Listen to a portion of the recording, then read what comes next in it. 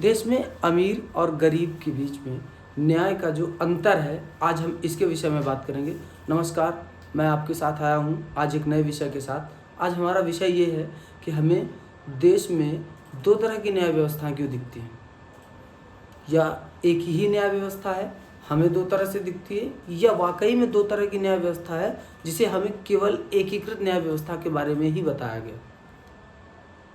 हमने आज तक देखा होगा, आपने भी देखा होगा और ये महसूस किया होगा कि यदि किसी गरीब के विषय से संबंधित कोई भी मुद्दा फंसता है तो कोर्ट और कचहरी में, हमारे गांव में आज भी आपके आसपास के लोगों को ये बताया जाता होगा कि बैर का जार होता है। मुकदमे बैर के जार की तरह होते हैं, जिसमें यदि कपड़ा फंस जाए तो उसे निकालने में कई गुत्थियाँ उलझी होती हैं, समस्याएं होती हैं। लेकिन किसी बड़े व्यक्ति के अगर संबंधित कोई भी मुद्दा फंस जाए तो वो कितनी जल्दी सुलझ जाता है। पेशी पर पेशी नहीं होती, वो दो पेशियों में, एक पेशी में उनकी सुनवाई हो जाती है, दूसरे में उनकी जमानत और तीसरे में उनको रिहा कर दिया जाता है। अधिक से अधिक इस प्रोसेस में मुश्किल से मुश्किल 1 महीने भी लग जाते हैं, किसी किसी में 1.5 महीने, 2 महीने, 2.5 महीने, अधिकतम 6 महीने या साल में। लेकिन कोई गरीब व्यक्ति फंस जाता है तो वो अफोर्ड नहीं कर पाता।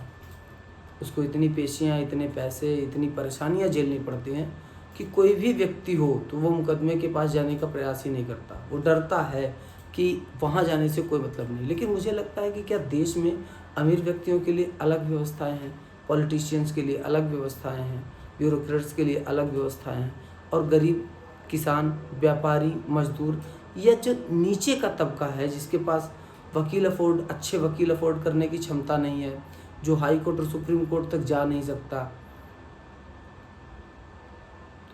उसको जिस तरह का न्याय मिलता है और बड़े आदमियों को जिस तरह का न्याय मिलता है, क्या उसमें कुछ संभावनाएं हैं? जिस तरह से बड़े आदमियों की पेशियां लगती हैं, उन्हें जमानत मिलती है, उनके केस सॉर्ट आउट होते हैं, क्या उसी तरह से गरीब पब्लिक के भी केस सॉर्ट आउट होते हैं? क्या आपने कभी देखा कि आपके आसपास का या आप ही के संबंधित कोई केस हो जो केवल 15 दिन, 1 महीने या 2 महीने में क्लियर हो जाए? मेरे हिसाब से नहीं देखा होगा।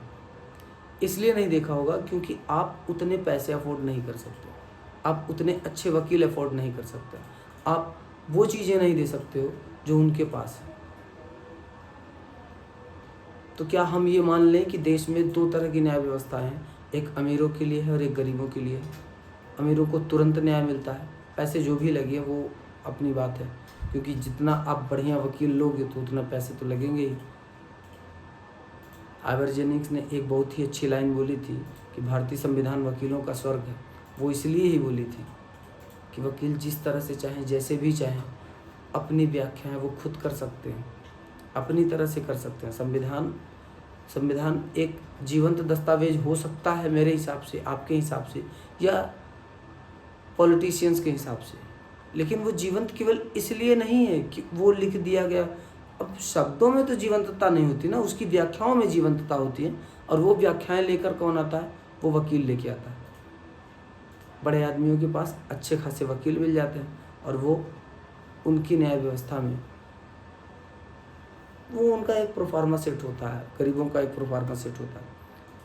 यहाँ पे दोनों तरह से फ़ायदे लिए जाते हैं, गरीबों से, और गरीबों को उलझाया जाता है 15 साल 20 साल।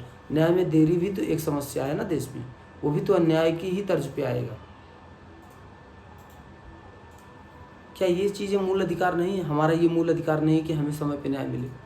हमारे पास पैसे नहीं हैं, हम गरीब हैं, तो इसका मतलब ये है कि हमें न्याय नहीं मिलेगा? बेंथम ने ये चीज़ कहा था कि न्याय बेचा जाता है, इंग्लैंड की बात थी, वो अपने समय में कहा होगा, लेकिन आज हमें भी दिखता है कि न्याय बिकता है। अमीरों के लिए सस्ता और सुलभ न्याय है, गरीबों के लिए वो नहीं है। समस्या ये है कि हम कहें तो किससे कहें? अगर गवर्नमेंट होती तो उनको कह सकते थे, ज़्यादा क्रोधित होते तो उन्हें बदल सकते थे, हटा सकते थे। न्यायपालिका को ना ही हम बदल सकते हैं, ना ही हटा सकते हैं, और ना ही उनकी जवाबदेही के लिए उन्हें प्रेरित कर सकते हैं।